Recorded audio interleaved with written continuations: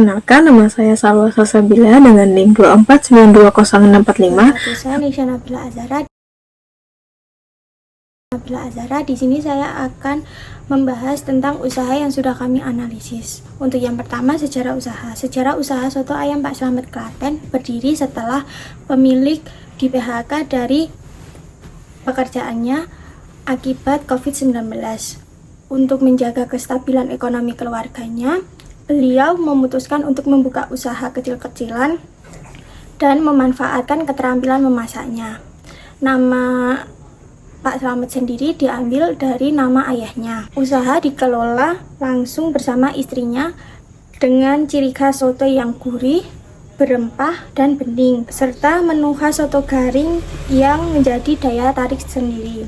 Untuk visi misinya, visi usaha soto ayam Pak Slamet adalah agar usaha dapat berjalan dalam jangka panjang dan dikenal sebagai soto ayam yang enak dan bersih. Untuk mewujudkan usaha ini memiliki misi menjaga keaslian rasa, memberikan pelayanan yang ramah, mengutamakan kebersihan, serta memberikan nilai tambah melalui porsi yang sesuai, harga terjangkau, dan rasa yang konsisten.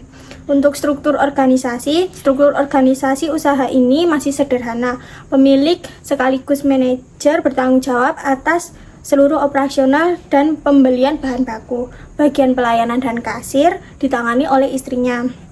Selain itu, terdapat tim dapur yang bertugas menyiapkan lauk dan minuman, serta 1 orang helper yang menangani kebersihan dan membantu kegiatan harian.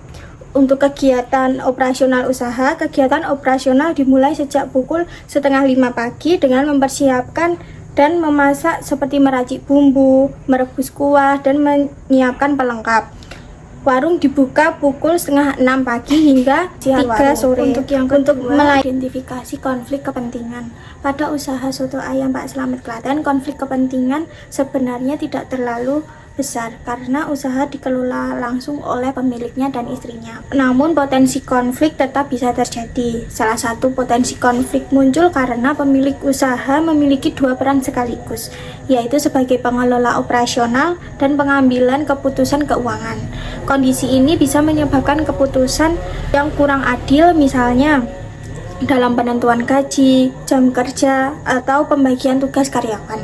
Selain itu, kedekatan hubungan kerja di dalam usaha skala kecil juga berpotensi menimbulkan perbedaan perlakuan antar pekerja. Apabila tidak dikelola secara adil dan terbuka, hal ini dapat memicu rasa ketidakadilan di lingkungan kerja. Untuk yang ketiga, saya akan menjelaskan tentang analisis etika dari berbagai sudut pandang.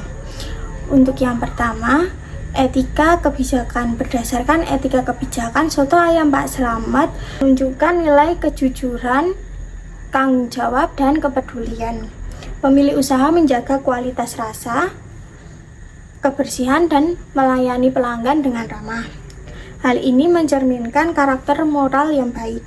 Namun, masih diperlukan perbaikan dalam pengaturan jam kerja dan pembagian tugas agar keadilan bagi karyawan dapat lebih terjamin. Untuk yang kedua, etika utilitarianisme. Berdasarkan etika utilitarianisme, usaha ini memberikan manfaat bagi banyak pihak.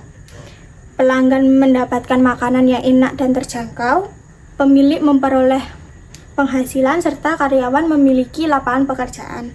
Namun, jam kerja yang panjang berpotensi menimbulkan kelelahan karyawan. Oleh karena itu, pengelolaan kerja yang lebih efisien diperlukan agar manfaat dapat dirasakan secara maksimal oleh semua pihak. Untuk yang ketiga, etika deontologi.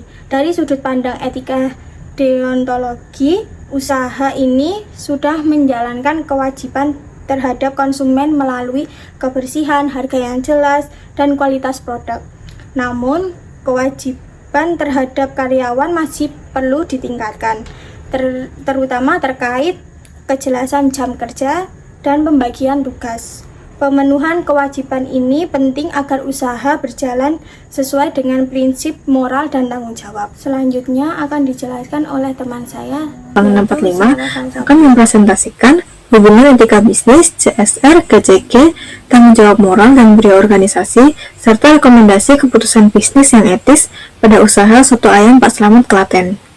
Jika dilihat dari usaha Soto Ayam Pak Slamet Klaten, etika bisnis sudah diterapkan dalam kegiatan sehari-hari meskipun skala usahanya masih kecil.